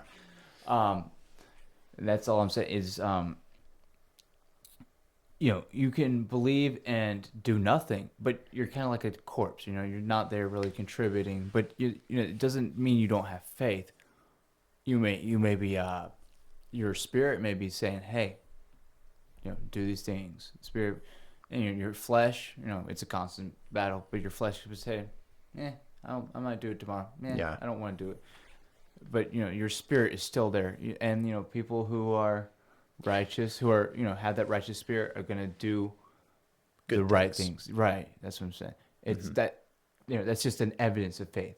It's not saying righteousness is going to get you into heaven. All it's saying is righteousness is a evidence of faith, evidence of your belief, Yeah. of what's going on in the heart. Oftentimes what's in our heart comes out through our mouths and through our actions. Yeah. Your thoughts becomes words and your words become actions. Yeah. Yeah. I like it. Speaking of pedophiles, I've been wanting to ask you on this. So you and I had a mutual coworker Right. as of recent, and he recently got busted. Why don't you tell me a bit about that? Tell us, start from square one. Like how you met him, how you came in to live with this guy. Like Give me I a want minute. to know. Let me pull up the article on Facebook. Oh yeah, of Which I course. believe is one thing social media is great for, is finding all your pedophiles. You can shoot them. Yes, dude, the They all Alaskan need to Avenger, be dude. caught and shot. That guy was a freaking hero. He is a hero. I don't think he's dead. Yeah. Okay. Yeah, that guy was great. Let's see if I can find Wow, the article. that's something I need to research, is how the Alaskan Avenger went about his duties. Oh, this is crazy lady. Let me see if I can find. Let's see. In fact, while you're doing that, now would be a good time to actually research that, because I actually want to give some context Oh my goodness, this lady posts so many. to whoever is listening who the Alaskan Avenger is, because this guy is amazing. Didn't he smash someone's face in with a hammer? Several people's. He would go out and hunt down pedophiles and beat the shit out of them with a hammer. And that guy's a hero. Oh, for sure. Unless if he did it the wrong way. And that's what I'm trying to figure out now. And he would literally steal stuff out of the house and give it to like single mothers, which is crazy. Oh, really? Yeah, Dude, I he didn't would know steal that shit part. out of their house and give it to single mothers. Little Robin Hood, huh? Mm-hmm. Steal from the pedos and give to the hot single moms. Robin Hood, I don't know. I can't think of a joke there. Let's see. He's Russian. Jason Vukovich. Yeah. Born on June 25th, 1975, in Anchorage, Alaska. A man who gained notoriety for targeting 3 sex offenders from the National Sex Offender List in June 2016, beating and robbing them. He is commonly referred to as the Alaskan Avenger for his actions. See, that's the thing, though, is he was targeting specifically from the National Sex Offender List, and that could be problematic. I want to listen to. I wonder what he had to say about that. Let's see. Vukovic's motivations for the attacks were primarily driven by robbery rather than the desire for vigilante justice. He has been quoted by saying that he was sexually abused as a child, but experts have questioned the validity of his claims.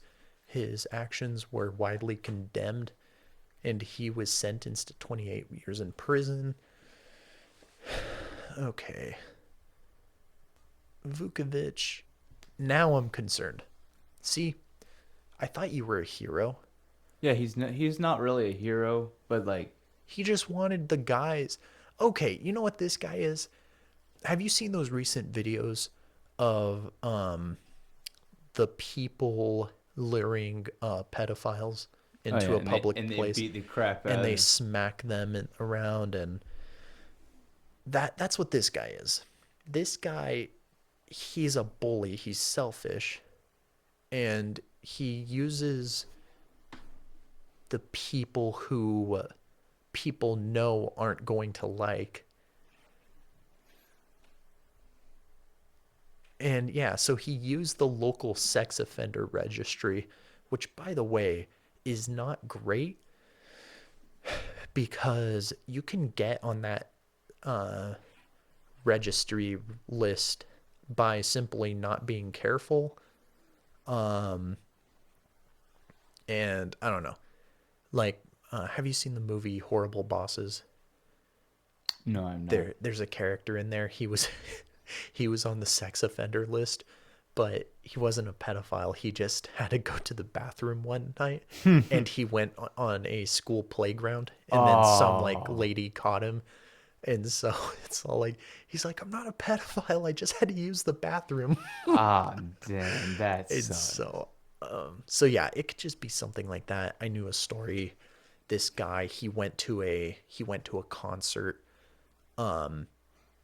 They serve alcohol there, 21 plus, right? Mm-hmm. Went to a concert, and he meets this girl. They hit it off. He's like, hey, let's go back to my place. And then she's like, oh yeah. She goes, gives him a blowjob, whatever. A few weeks later, guess what? He's like, police are at his door, uh, saying that he like sexually assaulted a minor or whatever. And he's like, what? He's like, no, I met her at a 21 plus concert. It's like, no, she snuck in and with a fake ID, and she was 16 years old.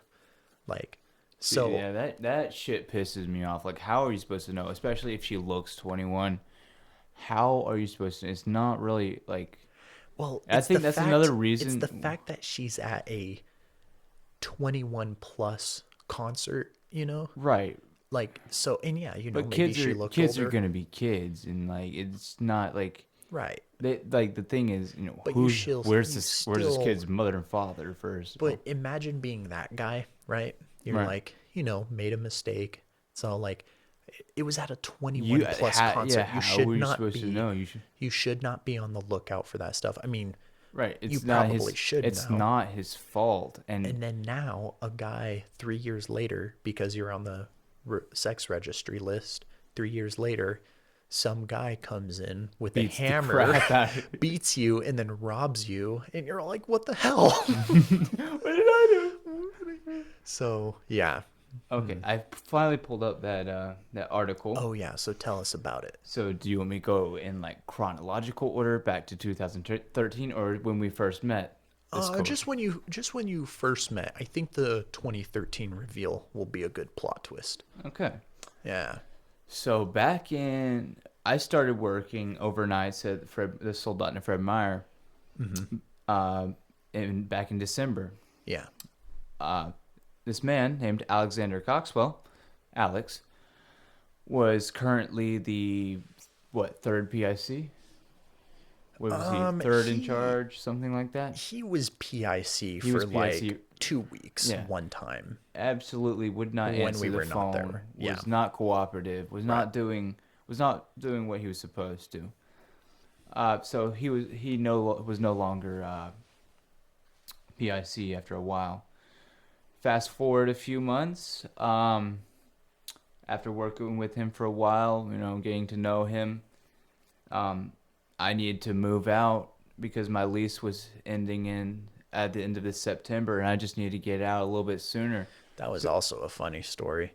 Yeah, I'll just do that one quick. You moved in with your buddy and his girlfriend. It was really his girlfriend's place. They Right. got in a big fight, broke up, and so now you're living with your buddy's ex-girlfriend, which I think is funny. But you ever receive any? You ever receive any head, bro? Come on, perfect No. rebound opportunity right there. It's all right. They were not broken up, and even if they were, she's a little old for my taste.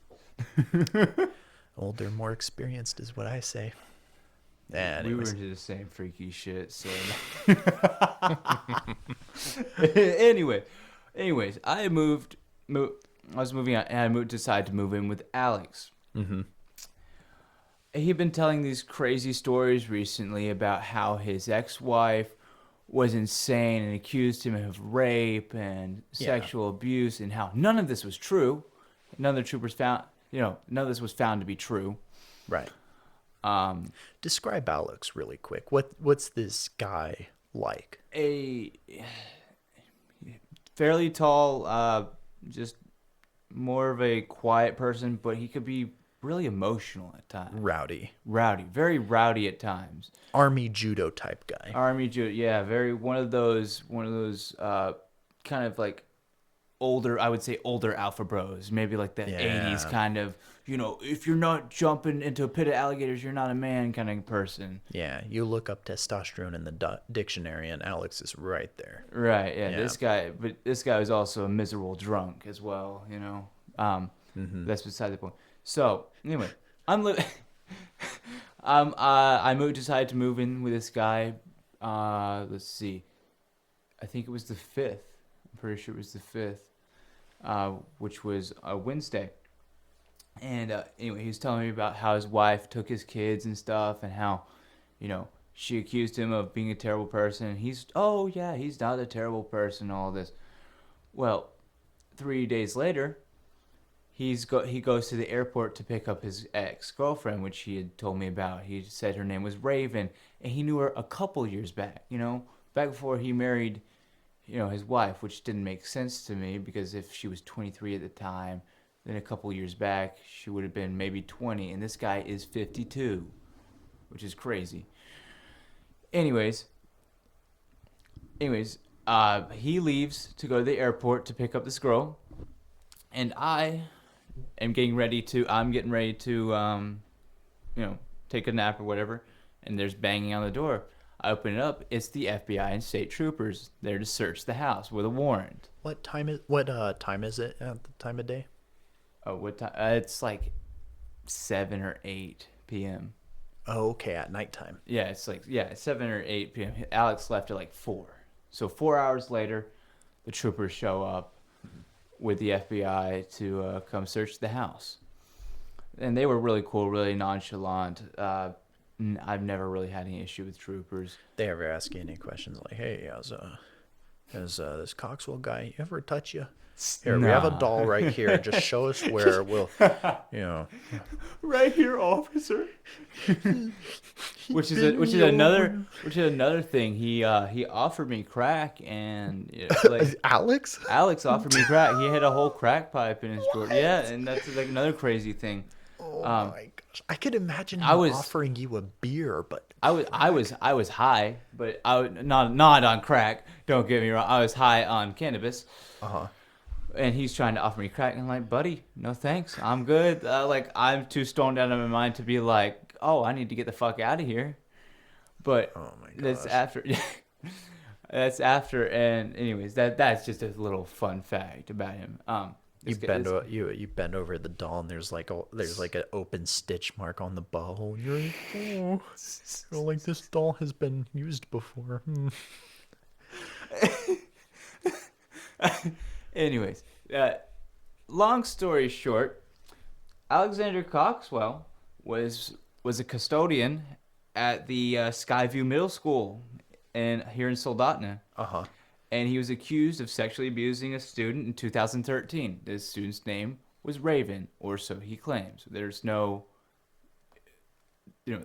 information on what the student's name was. He claims, or the state? No, he claims. Really? Alex said her name was Raven, and he was going to pick her up, which is crazy because 10 years ago she would have been 13, which is how old his victim was back in 2013. Yeah. Yeah, when I was reading the article, it was saying how how basically the cops did a sting operation on him. Yep. And when they asked him who he was waiting for, he said Raven, like the name of his alleged victim. Yeah. So I'm like, Which okay. his former victim from 2013, Yeah. which is now his girlfriend, and they have video. You saw, on the article that they have videos of him giving her alcohol and getting her drunk. Yep. Yep. Which, it is what it is, but it's just crazy, I was living with this guy for 3 days, and turns out he's a full-blown pedophile with a couple years of investigation going on him. That's so nuts. Now, it makes me wonder, how do you know if the girl came forward and that was the kind of initiation of the investigation, or do you think it was his ex-wife? No, she came forward in 2013, and they submitted her to a behavioral facility. They basically said, "Oh, she's kind of crazy. Just put her in a facility." So that's got to be very custodian at a middle school did. They would never touch a kid. This girl's crazy. Yeah, this guy Alex, he's a great going guy. Really quiet, really nice. Whatever. Jeez. No.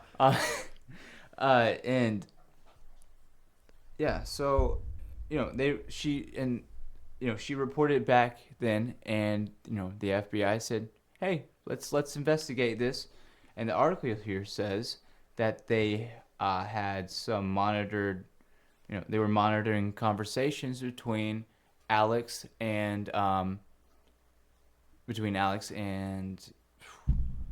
Raven is her name. I don't really want to give out names, but we already have. Yeah. And so, what's crazy to me was I was in the house at the time he told me that Raven was contacting him, and he was so excited to hear from this girl, a ex from a long time ago, just on Facebook randomly.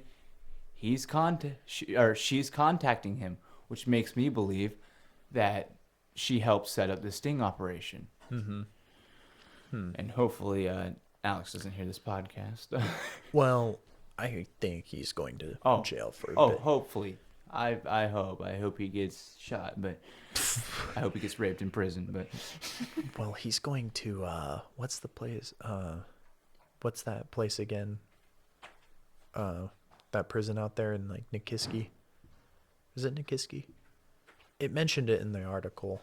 Do you know? The prison around here? Wildwood, yeah, Wildwood. Yeah, they do not. From what I hear, Wildwood is not a fun place to go to. Yeah, no, not at all. And so, yeah, I don't know. I'll have to ask Ellie. I had her on the podcast recently. She was actually a victim of a guy who went to Wildwood. So I'll have to ask her what that guy's experience was like, because she'll probably know. Yeah, the crazy shit happens around here in Soldotna. Everybody knows everybody. Oh, no.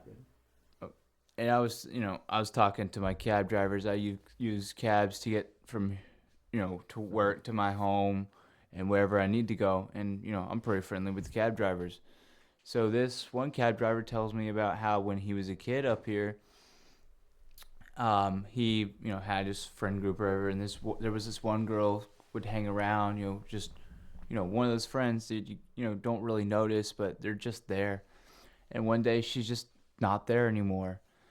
And apparently the friends, the cab driver's friend's father had killed her and cut her up and stuck her in one of what? the and stuck her in one of the cars he had in his lot. And he didn't even get rid of any of the evidence or saws or anything. And yeah, he got arrested. But it's just crazy, you don't know what people are going to do. People are very unpredictable, and you never really know what their true intentions are. And a lot of people, would Well, say, there's something about isolation "Oh, you that tell me the that." what is it, Bethel, Alaska? Bethel, I've Alaska. heard some horror stories from Bethel. I'm talking like I've heard stories where like this little girl's body was like cut up and found in a dumpster. Mm-hmm. Like so I'm like, yeah, I just don't understand it. I don't know. I don't understand Alaska does not what do. kind of depravity, like how people can go to that extent of depravity. And yeah, I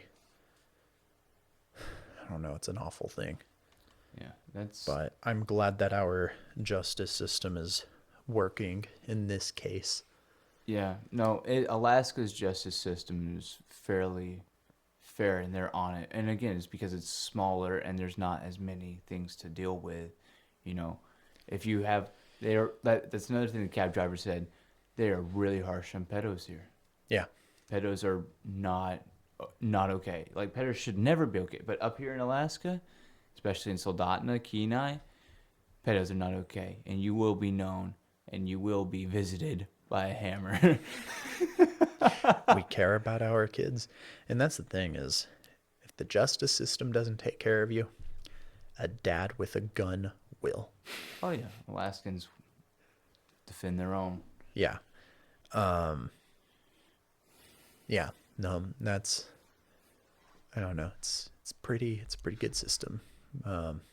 Just wish well, there's always going to be injustice in the world, you know. Oh, for sure. I wish this Vukovic guy was actually not selfish, you know. Right. Seems I don't know, You wish he based was off his actually more of a hero instead of a. instead of a opportunist, and it's pretty unfortunate. But I can take confidence in knowing that is it Marvin Hamer? I gotta look up his real name. The Killdozer guy. I can take confidence in saying that he was an actual hero. Oh, wasn't also he just doing more of on his selfish, people, government taking his land, stuff, wasn't it? I'm more I on it. wouldn't say selfish. I think mean- I think standing up for yourself is not a selfish thing. I think it's an important Yeah. attribute of ourselves.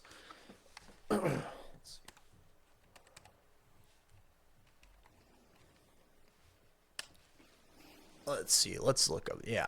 Oh, Marvin Haymeyer. Heemeyer.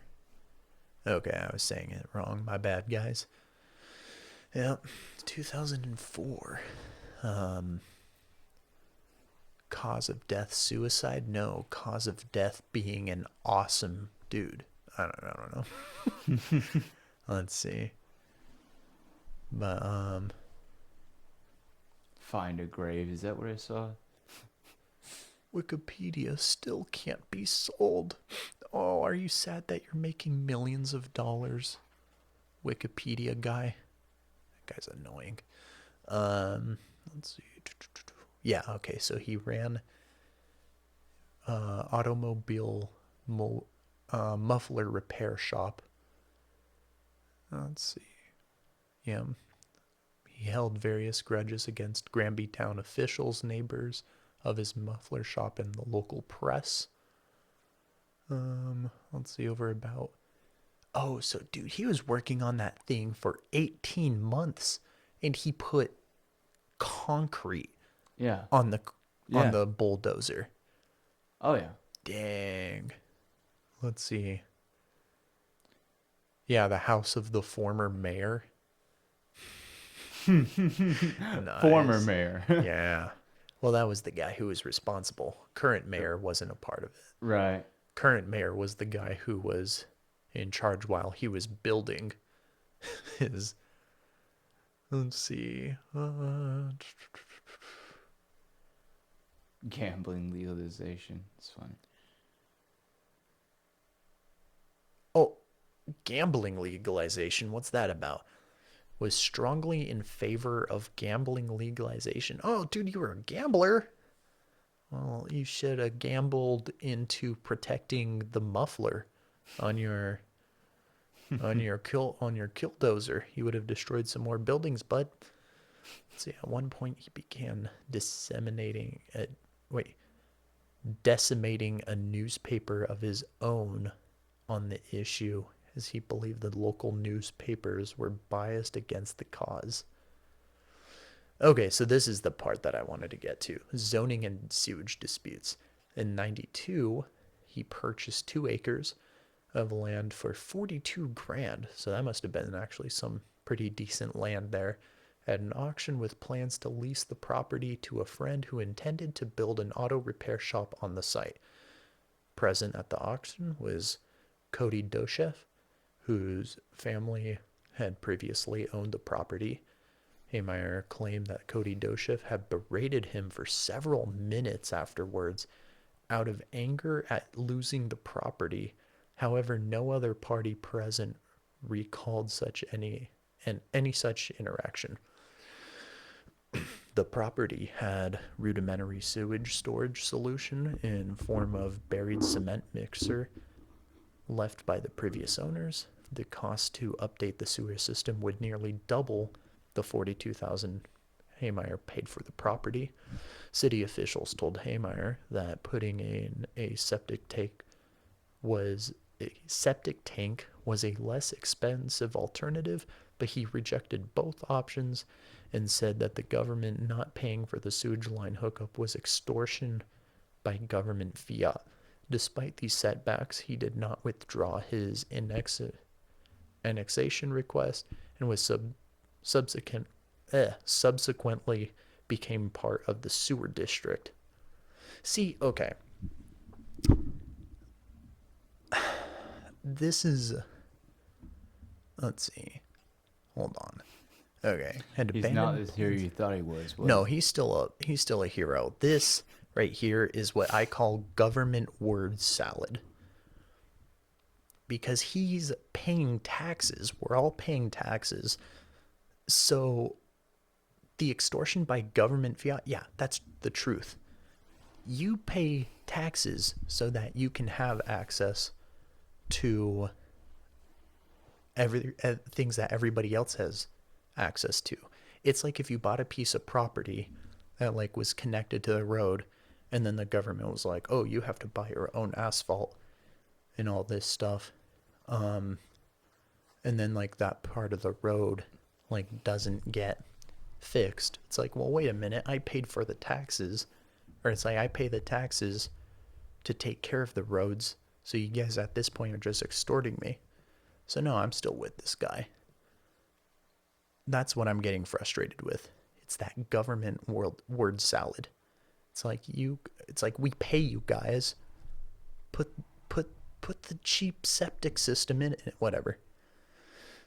And so now they're like, "Oh, well now it's just a part of the sewer district." No, it's not. It's his property. Okay. Dosha family planned to expand their business to include a concrete batch plant. We're buying up the land around their current lot, hoping to lease remaining 23 parcels to small manufacturers. Okay, so this guy is also kind of trying to screw Haymeyer out because he doesn't like that he bought that little piece of land. Let's see. And then Haymeyer asked for 250 grand for his property, but later claimed he had the lot reappraised and asked for an additional 425 grand. The Doshifts managed to collect 350 grand, but according to Susan Doshif, Haymeyer again upped his asking price, claiming he had property appraised again at a higher value, this time asking for 450 grand. The negotiation happened between the rezoning proposal, had a public hearing at town hall. Okay, so that's a little shady on Haymeyer's part. It's like you can't just up the price, like, and especially when they came up with the money, because look, it says they managed to collect. What does that mean though? That the Doshifts managed to collect 350 grand? What does that mean? Does that mean that they managed to raise the money for Haymeyer because that's the price he was asking? And then he was all like, no, actually, it's 450 grand. I don't know. I'm assuming that's what they mean, is that they managed to collect the money. And then he was all like, actually, it's this price. Sounds like he's just being really stingy. Let's see. And then Haymeyer had an attempt to buy this land just before the Doshifts, but was unsuccessful. He later proposed a land swap whereby he would receive the prime lot. The Doshifts initially accepted the offer, but Haymeyer demanded that the Doshifts construct a new building on the lot at great expense. The negotiations fell apart. With Haymeyer stonewalling the Doshifts. Haymeyer launched a public campaign against the planned concrete plant. Wait, where was I? Oh, okay. His campaign was initially successful, but members of the public concerned about potential environmental impacts packing into hearing on the construction proposals. The Doshifts addressed these concerns by promising to install additional measures against dust and noise and presented miniatures of the plant to the concerned citizens. Opposing to the proposal dwindled and the plan was set to move forward again. In November 2000, Haymeyer filed a lawsuit to block the project. Let's see. So basically they were saying that the citizens were concerned about environmental impacts of the of the concrete mixing plant. Is that what was going on? That's what I'm hearing.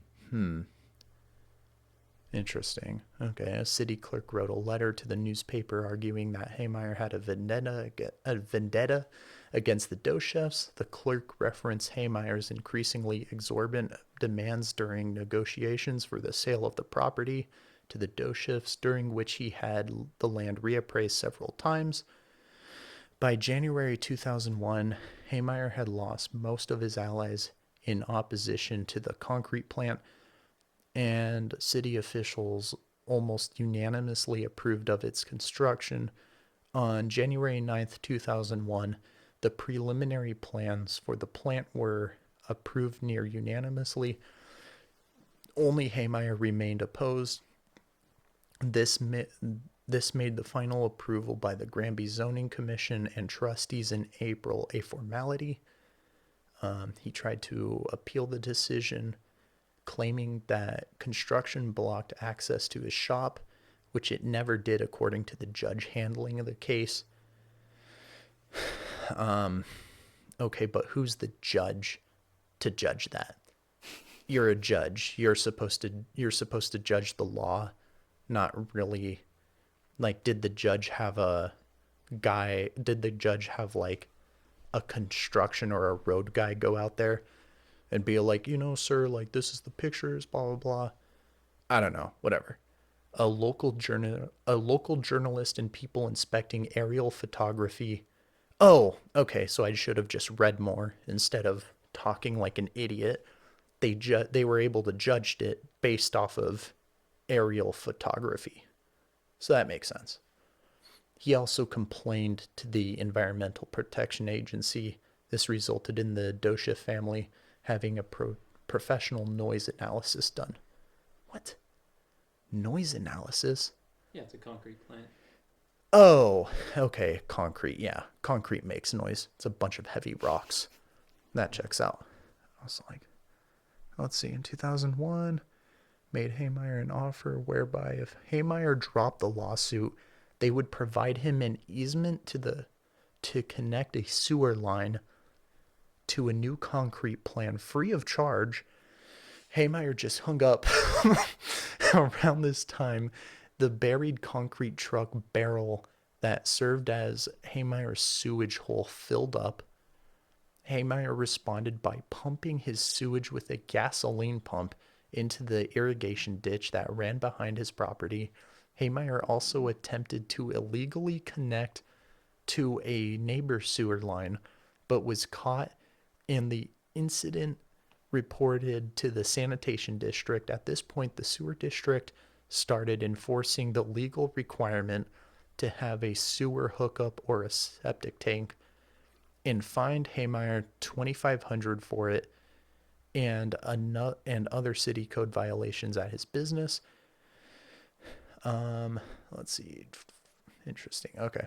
In July 2001, 9 years after he was required to have installed either, Haymeyer was found in a contempt of town code in November 2001 by the municipal court that required to fix the connection issues before he could inhabit or use the property for business purposes again, as well as remove the truck barrel before July 2003. Haymeyer agreed before later that day, rejecting it and describing the requirements as a form of terrorism. An attorney at the judgment reported Haymeyer muttering, "I'm just gonna bulldozer this whole place to the ground." I don't know. It sounds like this guy likes his. I don't know. It sounds like he got prideful with the Dosha family. Is this the Killdozer incident? Yes. Yeah. I was He's. like, this is sound real familiar. Yeah. Yeah. It's the Killdozer guy. It sounds like he got like really prideful over that piece of property that the Dosha family wanted, and it sounded like it was pretty valuable property. And then I don't know, but it also at the same time, because this to me sounds a little one-sided, because if I'm being honest, the city sounds like they're being pretty difficult with him at the same time. No, not Like, at all. I They give him 9 years notice to get rid of his fake septic tank. Mm-hmm. Like, imagine you just buried a car, started pumping your sewage into it, and then your state DEC like comes around and is like, that's not cool. Like, Yeah, but it's we're not gonna like fine you right away. We're gonna say, hey, I know you have this. It's a legacy install back when septic tanks didn't exist. yeah. Just get rid of it before this date, and install a real one. So they gave him plenty of time. Yeah, but it's not that's not the part I'm And getting we're at. slowly It's watching the his hero crumble. it's the zoning. Like, I don't know. I just hate the whole government But he zoning had the stuff. opportunity to sell it before the zoning. That's true. That's the damning part, I think, of all this, is he had the time to sell it and he was being stingy with the land. I think that's the downfall of, like, that's why I can't really support this guy. I want to, because the story on its face is awesome, but yeah, no, he's valuing the land too much, and then the Dosha family sounds like they're being somewhat reasonable and saying like, hey, we'll give you $350,000 for this land, when he bought it for how much again? He bought it for 42 grand. And then he's like, actually, it's worth 450,000. And they're like, never mind. So, And that's the other thing is the Yeah. Dosha family was like creative. They were like, oh well, we want to buy this piece of land from you, and he's like, no, like, no, I'm being difficult about it. So they Yeah. bought a different piece of land, and he was like upset because he was like, Yeah. I want you to buy it for 450,000. They're like, well, we'll just buy this Hmm. piece of land instead. He's like, no. Yeah. So, yeah, this guy, damn, it sucks because, like, yeah, I did look up to him, but now reading all this, I'm like, dude, like, you gotta let things go. And yeah, he just held on tight. I will say, though, I still applaud them for this, is that he targeted buildings that he was upset at and he didn't hurt anybody. That's the thing that I like. He did not hurt anybody. Um, but yeah, Except himself. the it's not a good sell. Yeah, I I'm said not. except himself. Oh, except for him. Yeah, yeah, he killed himself. Yeah. Unlike Jeffrey Epstein. The but the yeah, reading the building up to it part, that's a hard. Yeah, that's a hard thing. That's sorry, bud. I That's can't. why I say I can't look know your up to you facts, as man, a. I before you. can't look up to you as a hero anymore. But I mean, respect for taking action, I guess. Took down the city hall, targeted the government buildings and the mayor's house. I mean, it's like, I don't know. Whew. Let's see. Wait, what paid out in a set? Okay, hold on. So lasted 2 hours, blah, blah, blah, blah, blah. This Okay, I'll cop. make a phone call real quick. Oh, yeah, we'll put it on pause. You're good. All right. Boop. Okay. So, what are your thoughts on this, Simon? I think libertarians have idolized this guy without knowing the full story, and when they come to see Yeah. the full story, their hero is torn down. And I think libertarians, I think everyone should check the facts before they idolize someone. You know, Yes. with the superficial. You know. Yeah, do not base your opinions off the article titles. Oh yeah. I completely agree with that. I mean, yeah. Wiki is a pretty good, Generally. a generally good source, and Yeah. you can back check it with other things, and that's a good thing about the internet. We can fact check anything. Yeah. Yeah, absolutely. I think I think there's maybe a side to this story. I mean, obviously he's Oh yeah. dead. Oh yeah. But I think there's a side to this story that maybe we're not getting.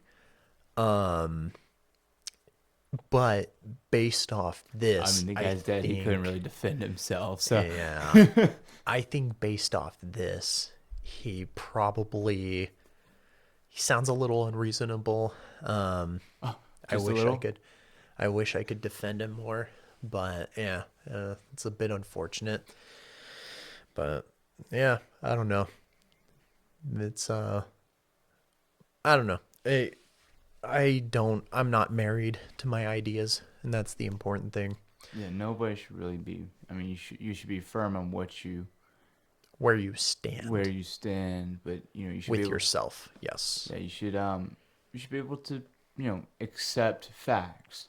Yes. You should Yeah, be able to absolutely. accept facts and realize some people are terrible, some just some things are not how they seemed when you first saw them. Mm-hmm. Oh, I did that Oh, thing no, again. that was me actually. It's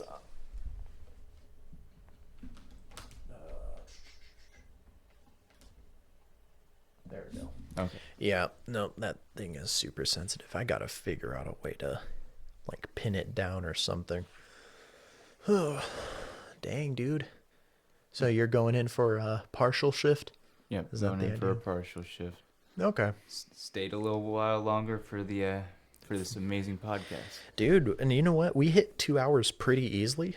Um, I hope I want to do this again with you. You're Oh, great to talk to. definitely. If And- I will do it again as long as we can talk about psychopaths. Yes. Yeah, Legitimately absolutely. Do our research. Do our fact checks. Do our fact checks. And yeah. Well, yeah, psychopaths are a good subject. I think that's what we'll open up with on next. And yeah, no, and like I said, we hit 2 hours really easily. I'm hoping in sometime in the future, whether with you or someone else. I'm hoping to get a good 3 or 4 hour episode in. But we all have lives, and so yeah, I'm just happy for you coming in. Any closing thoughts? Any messages you want to share with the world in case we don't see you again? Be informed, be happy. Be informed and be happy. Happiness is what we should all strive for. I love it, Simon. All right. Good talking with you, and Yeah. we'll see you later. Later.